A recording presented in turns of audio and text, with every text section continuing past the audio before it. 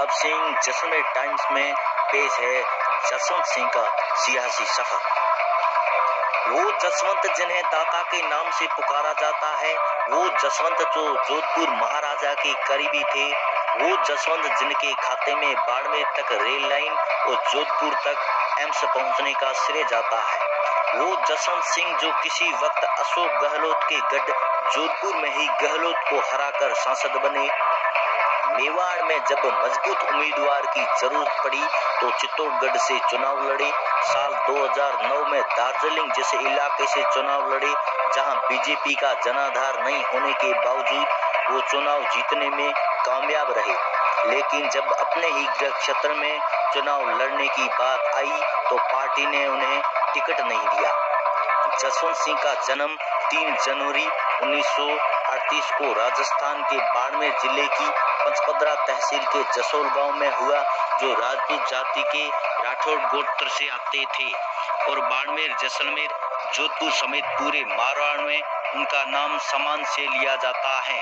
जसवंत सिंह जसोल पहले भारतीय सेना में थे, फिर राजनीति से जुड़े।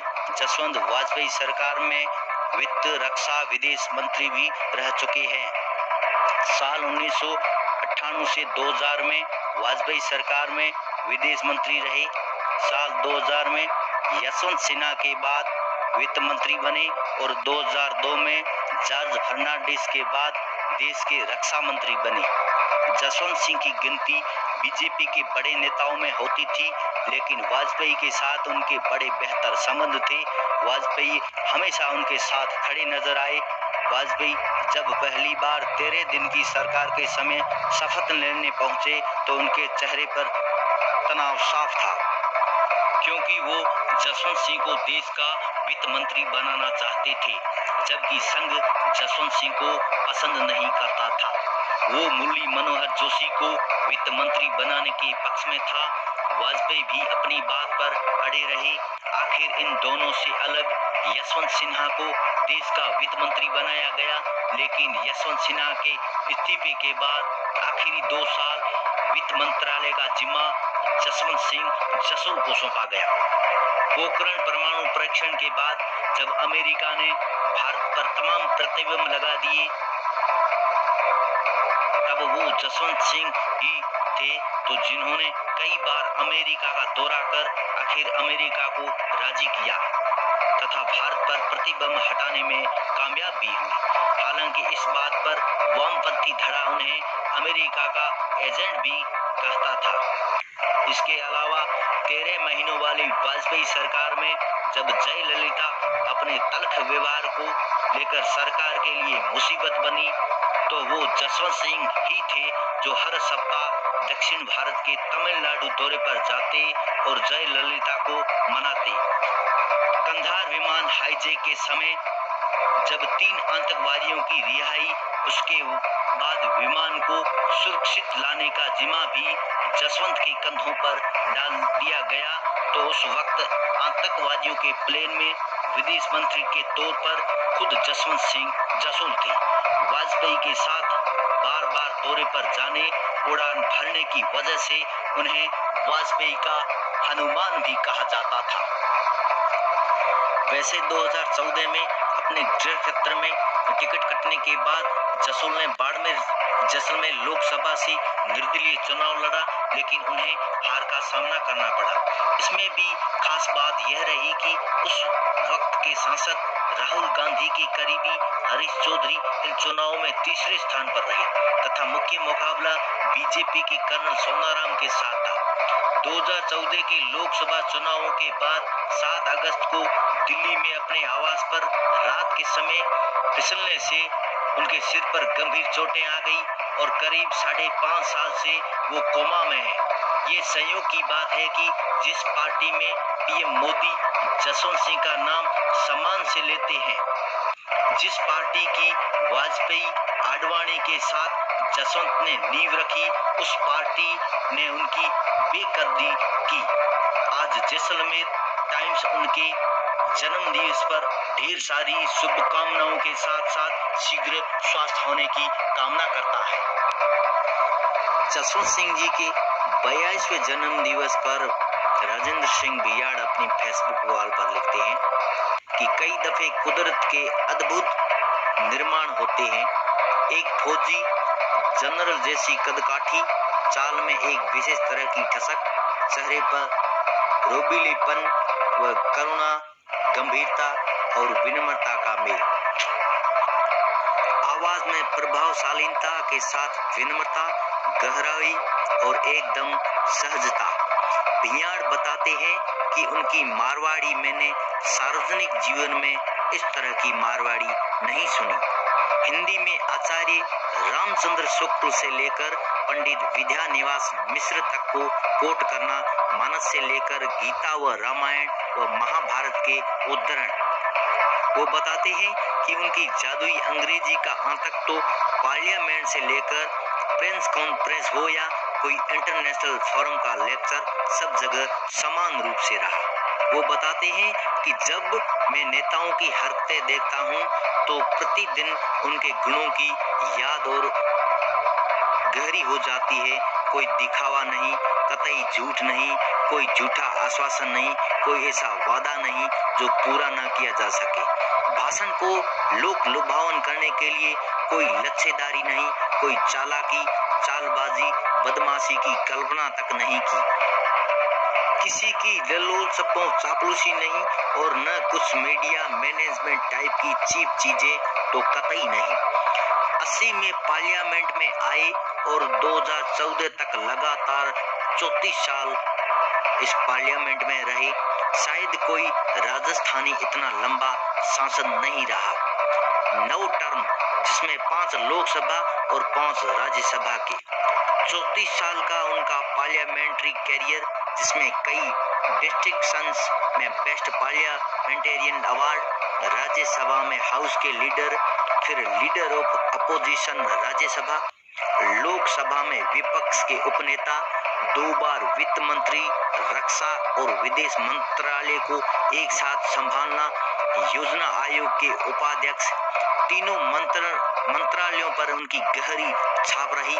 उनके बाद प्रणव दा को छोड़ दे तो उनके जोड़ का विदेश मंत्री आज तक नहीं आया। भारत को 21वीं सदी की दुनिया के साथ कैसे कदम ताल करनी है, इसका रोड मैप तैयार कर दिया। समाजवाद की मुझे गहरी समझ तो नहीं, लेकिन जब उन्होंने एज ए फाइनेंस मिनिस्टर कहा कि गृहिणी की टुकिया में आना और गरीब के पेट में दाना, यही मेरी मिनिस्ट्री का मोटो है, तो मेरी ख्याल में ये परफेक्ट प्रो पीपल अप्रोच का एग्जाम्पल था। रक्षा मंत्री कोई पहला फौजी अफसर इस मंत्रालय में आया। आज तो कानून बन गया, लेकिन उन्होंने मंत्री रहते हुए कभी लाल बत्ती का प्रयोग नहीं किया। नेताओं की काफिला संस्कृति को हमेशा हिकारत व चिढ़ की नजर से देखा। वक्त की एकदम पाबंदी, पूरी तरह से शेड्यूल दिनचर्या, एकदम वर्कहोलिक, काम में फौज जैसा डिसिप्लिन, काम को पूरा करने की बेचैनी, वो भी बिना गलती, एकदम परफेक्शन के साथ। उनकी दर्जन भर से ज्यादा किताबें, हजारों की संख्या में देश व विदेश में अखबार व मैगजीन में छपे उनके आर्टिकल उनको वर्ल्ड क्लास इंटेलेक्चुअल साबित करते हैं। लुटियंस जोन में उनकी निजी लाइब्रेरी, जिसमें विषय व लेखकों के लिहाज से भारत और दुनिया का सबसे उत्कृष्टतम कलेक्शन मौजूद है। 65 साल बाद हिंदुस्तान और पाकिस्तान के पश्चिमी बॉर्डर को खुलवाकर जब वो हिंगलाज माता बलूचिस्तान गए तो एक दफे तो लगा कि बॉर्डर की दीवारें ढह गई। वहाँ की आवाम आंसू और खुशी के साथ दक्षिण एशिया के इस महान नेता का स्वागत किया। ऐसे लीडर को देखने के बाद जब थिएटर करते नेताओं को देखते हैं, लोगों को उनकी सराहना करते देखते हैं, तो लोगों की समझ और भारत के फूटे भाग पर रोना आता है। खुद पर भी दया आती है कि मेरे जैसे लोग इस स्टेज समाज मुल्क को क्या दे सकते हैं, जो सार्वजनिक जीवन की इस गैर जरूरी दौड़ व होड़ में है। कई कहते हैं आप कुछ लिखा करो, बढ़िया लिखते हो तो उनका लिखा सामने आते ही एक शर्म, एक संकोच, खुद के अज्ञान का अनुभव ऐसा करने से रोक ही देता है। उनकी सक्रिय सार्वजनिक जीवन की भारत को जरूरत थी, लेकिन उनकी बीमारी ने हमको इससे वंचित कर दिया। एक आइडियल इंडेक्स पब्लिक लाइफ का 2014 के अपने आखिरी पार्लियामेंट में उनकी टिप्पणी आज भी दिमाग में घूम रही है। जीवन भर जात धर्म के खांचों से ऊपर उठकर काम किया और आखिर चुनाव जात की भौर में फंस गया। वो हर तरह से ग्लोबल आईक्यू के लीडर थे, पर बाड़मेर, जैसलमेर, मालानी की बोली चाली, यहाँ का संगीत, कविता, सुगन शास्त्र व रीति रिवाज के प्रति पूरी समझ और आचरण भी। इस धरती के महान संत ईश्वरदास जी के प्रति तो उनकी आस्था, उनके साहित्य का पुनः प्रकाशन तो सब जानते हैं। किसी वोटों के भिखारी नेता से तो ये उम्मीद कर भी कैसे सकते हैं। वेल कल्चर्ड, वेल मैनर्ड, एक विद्वान राजनेता जिस पर कभी एक रुपए के भ्रष्टाचार का आरोप नहीं। बाड़मेर और राजस्थान की धरती इस उत्कृष्टतम लीडर की 42वें जन्मदिन की हार्दिक बधाई। हालांकि उन तक हमारी बधाई पहुंच नहीं सकती, क्योंकि वो कोमा में, यही हमारा अनफॉर्चुनेट है। वरिष्ठ पत्रकार रह चुके स्वर्ण सिंह जी दासपा लिखते हैं कि सिद्धांतों और मूल्यों की राजनीति के धनी, थार की बलुई मिट्टी के महारतन, अंतिम व्यक्ति के बारे में सोचने वाले, सांप्रदायिकता की कीचड़ से इतर, हर आम और खास के लिए सहज उपलब्ध, जसोल जैसे गांव से संसद में, लोकतंत्र के मंदिर तक अपनी संजीदगी से हर शख्स के दिल में जगह बनाने वाले, सिद्धांतों की राजनीति के पर्याय, बेहद ईमानदार, इंसानियत और धर्म पर बल देने वाले, नेतृत्व के उत्कृष्टतम गुणों से भरपूर, देश के पूर्व वित्त, विदेश एवं रक्षा मंत्री, राजस्थान, बाड़मेर व मालानी का नाम राष्ट्रीय व अंतर्राष्ट्रीय पलक पर गौरव से ऊंचा करने वाली शख्सियत आदरणीय जसवंत सिंह जी जसोल को उनके 42वें जन्मदिवस की हार्दिक शुभकामनाएं। ईश्वर से एक ही प्रार्थना है कि उनको शीघ्र स्वस्थ करें।